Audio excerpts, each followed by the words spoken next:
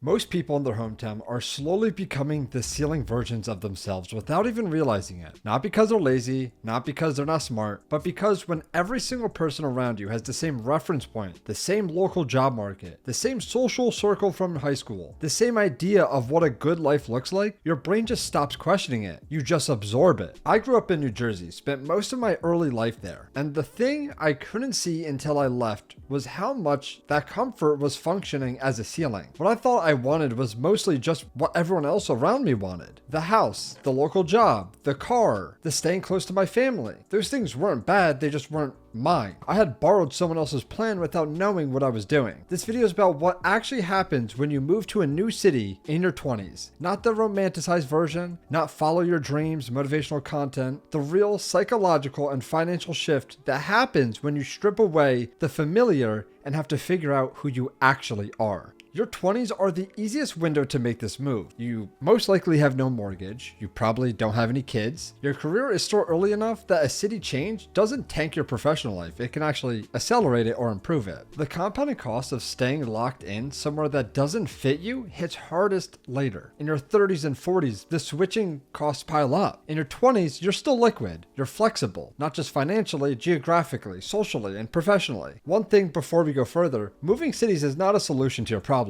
If you're broke, if you're miserable, directionless, moving to New York or Austin, Texas, or California or wherever isn't going to fix that. The problems still follow you. What a new city does is remove the environmental defaults. It forces you to rebuild things on purpose instead of just inheriting them. And that process, rebuilding intentionally, is where the real shift happens. I am just about to hit the anniversary of 1 year after I moved out of my parents' home. And each time I go home for a weekend, I realize I slip back a little bit into the exact same version of who I was. And it's very slow, gradual shifts, things that some people may not even notice. And that's how strong the pull is. It takes less than a weekend. It's because your family is there, your high school friends are there, the same restaurants you've been going to since you were 12 are there. Everything familiar is a signal to your brain that says you don't need to try harder.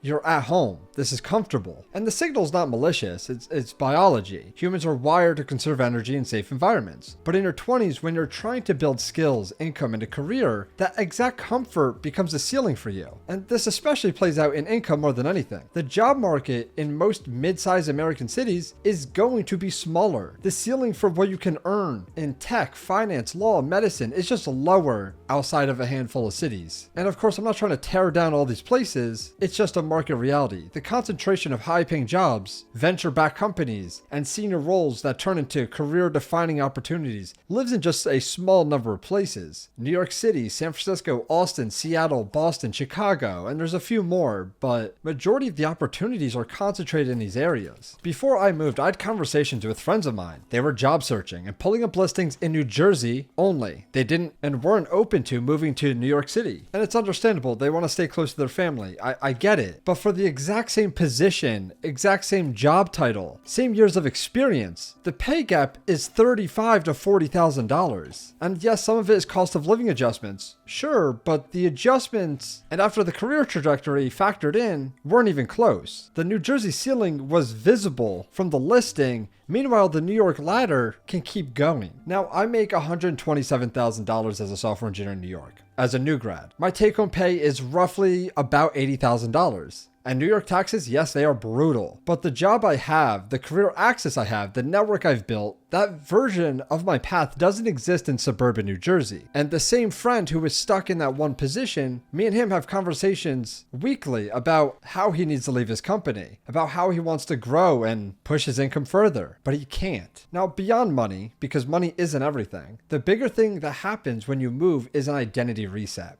When you stay in your hometown, your identity is partially managed for you. People will see you and remember you as the kid who you were. They have expectations of you. Your family has a version of you they're comfortable with. The social group has established dynamics and roles. None of that is anyone's fault. It's just what happens when you stay in a place where your history is visible. When you move somewhere new, none of that exists. Nobody knows who you are. You have to decide in real time who you actually are. What do you do on a random Tuesday evening when there are no familiar defaults pulling you anywhere? What kind of people do you choose to be around when you're not constrained by who you've always known? What version of yourself shows up when nobody has pre-existing expectations of you? For me, moving to New York was the first time I had to make those choices consciously. And that's directly why the channel got serious. Before the move, I was posting it consistently. I had no clear direction, I had no clear commitment. I also wasn't comfortable in my space at home recording videos. I had to be quiet, the walls were super thin, and I didn't really have a safe place to be myself and record videos. Now that I have the space that I can customize, a lot quieter of a household, the channel built itself a foundation. And just a few months after moving, I got monetized on YouTube.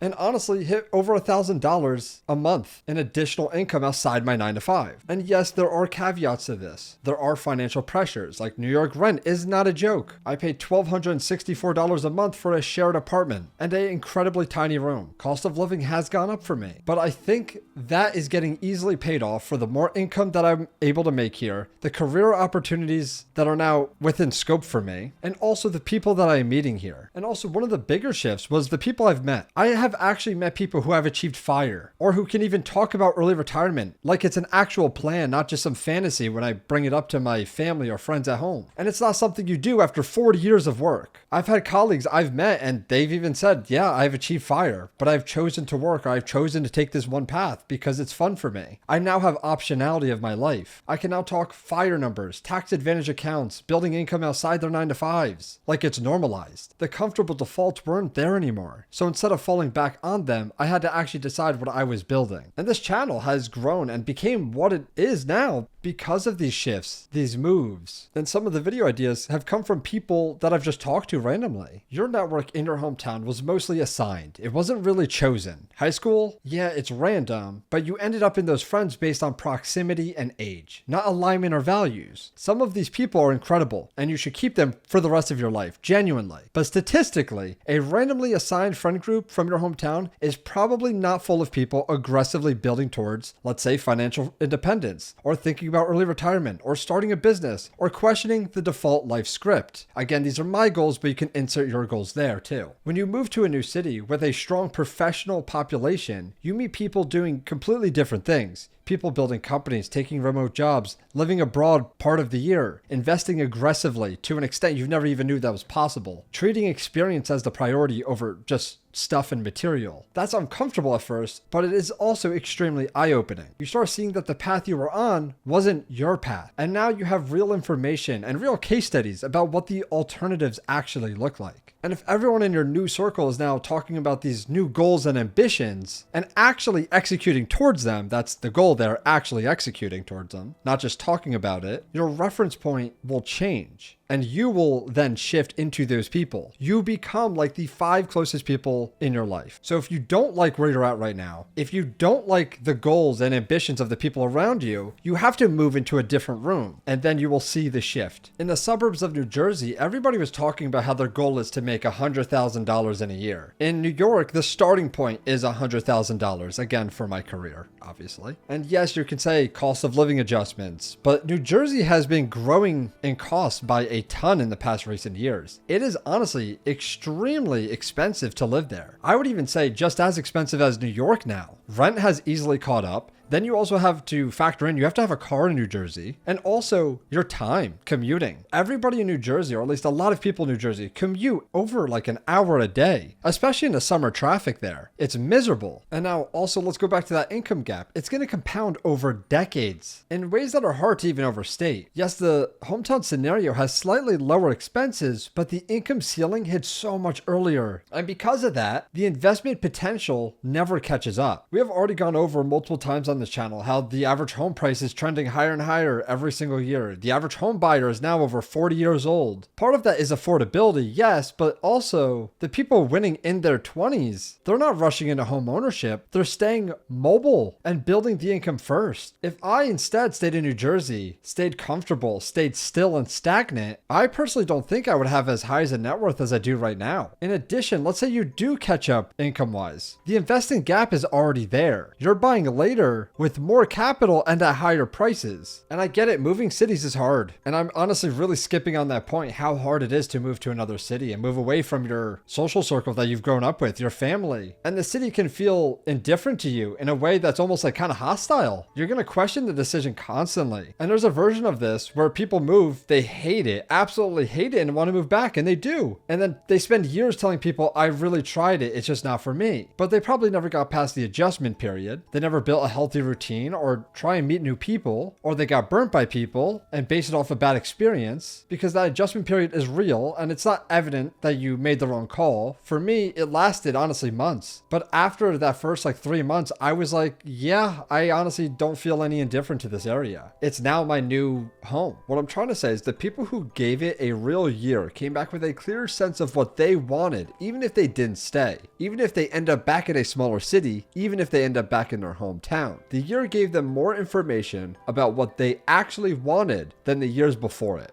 I moved from New Jersey to New York City in August of 2025. My honest take is that I don't fully align with New York City either. My actual plan involves leaving, building towards financial independence, and then moving abroad. Maybe I'll end up in Southeast Asia. Maybe I'll end up in Latin America. Maybe I'll still end up in the United States. I just want to build a sustainable life for myself to where I don't have to work as much as I do, where I could easily live on $2,500 a month of passive income through investments, where the quality of life is much higher and I'm not sacrificing. But the decision to still move to New York City in the first place was still exactly right for where I was. It gave me the income, it gives me the environment, it also strips away the setup I inherited. And now the next move, the bigger one, is something I can see clearly because I already proved to myself I can do it once. The first move is the hardest, and there are some days I even doubted mine, but I know more about what I actually want at the end of the year than I figured out in the first 5 years before it. So if you're in your hometown and you've got that low level stuck feeling where everything is fine but nothing is pulling you forward, consider it. You don't have to move blindly. Pick one city that has a strong job market in your field, then research it like an actual project, not just looking at Reddit threads. Put the numbers side by side before just dismissing it. You can even go on Reddit and start a Reddit thread yourself and see what people before you are feeling. See what their reactions are. Most people will respond to that. People like talking about their city and their career. And you're not asking for a job, you're just asking for information that they already have in their experiences. And those conversations are going to tell you more than a job board can even tell you. Then make a plan with an actual date. Not someday, something like I'm targeting a move by April. I'm targeting a move by January of 2027. Line up an offer before you go, and that could be your next project. A project that has actual steps to it. And if a domestic move feels like it may be too much right now, at minimum, expand your digital environment, the people you follow, the communities you're in, the conversations you're having online. If your entire reference frame is your hometown, your timeline, and your high school group chat, that's the information your brain is using to decide what's normal. You're not going to outthink the defaults you grew up around just by trying harder. You have to change the inputs you're actually getting. I'm not telling every single person to move, but I'm just telling you to be more open about it and to be more open about changing your environment, because you are going to be defaulting into a certain way subconsciously without even having to think about it. But that is going to be all for the video. I want you to drop a comment about what city would you move to if money and logistics were not the obstacle. What is your dream city to move to? A lot of people have a city or a state or a country in their head, but never say it out loud. I want you to say it out loud in the comments. And if you'd rather listen while you commute or while you're at the gym or doing some other task, the audio is also on Spotify. The link's in the description. The Discord server is free. Over 4,500 people are talking about these conversations,